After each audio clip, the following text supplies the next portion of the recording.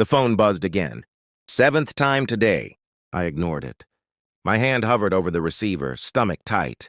Every call from her felt like a knife twisting slowly. The screen blinked. Her name. I lit a cigarette, inhaled the acrid smoke, and stared at the gray sky pressing against the window. Quiet. Cold. The calm before a storm. I already smelled but hadn't yet let loose. A message arrived next.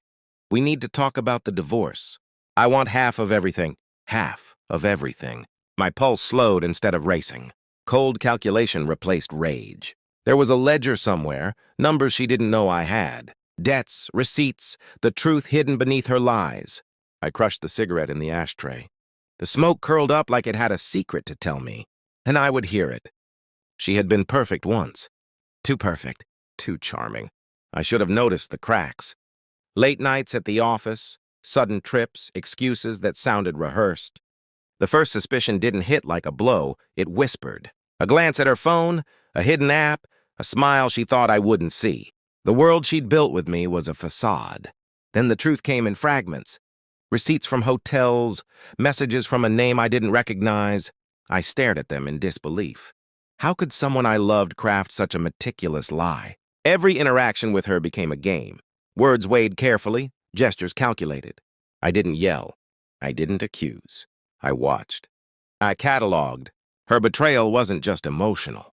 It was financial. $120,000, debt she had amassed, luxuries I didn't approve, gifts for someone who wasn't me. I counted it quietly, methodically, while she smiled at me over dinner, pretending innocence. I didn't rush, not yet.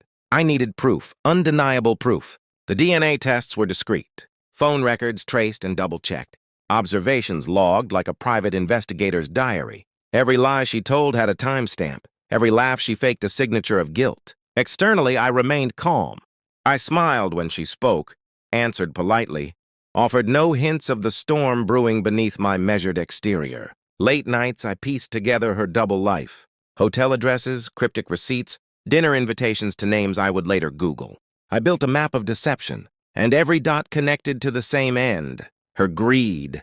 I didn't feel relief. I felt strategy. Each day brought me closer to the moment where I could wield the truth like a scalpel. The files arrived in my inbox.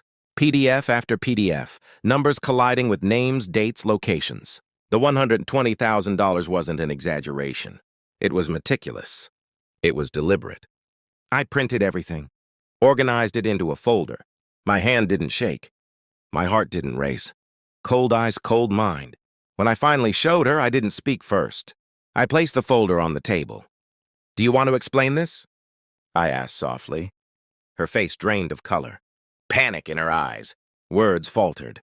Her perfect mask cracked. I watched it break like ice over water. She had no defense, none. I had cataloged every move, every transgression. She had believed in her invincibility. I had believed in patience. I called my daughter-in-law the next day. She shouted over the phone, "If you want to join Thanksgiving, come wash the dishes." I replied calmly, "Enjoy." Then I sent the photos. My villa in Switzerland, each corner more luxurious than she could have imagined. Each image a silent statement. She would never touch this life. Her phone rang. 71 times. I watched the call log like a hunter marking prey caught in a trap. Panic in her voice over voicemail messages. Desperation in every text. None of it mattered. I didn't answer.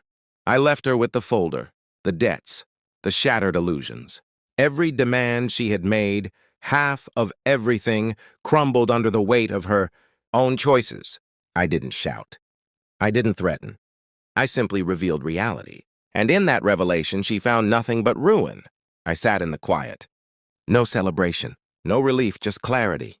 She had underestimated patience. Underestimated me. I had seen the cracks, waited, documented, and executed. Revenge wasn't loud. It was precise, cold. I made my peace with her absence. The betrayal had ended, but I remained vigilant, changed, unshakable, untouchable. The phone rang once more. I didn't answer. I didn't need to. The truth had already spoken, and I had nothing left to prove. I crushed the final cigarette beneath my heel. The greedy shrew was broken, and I was free.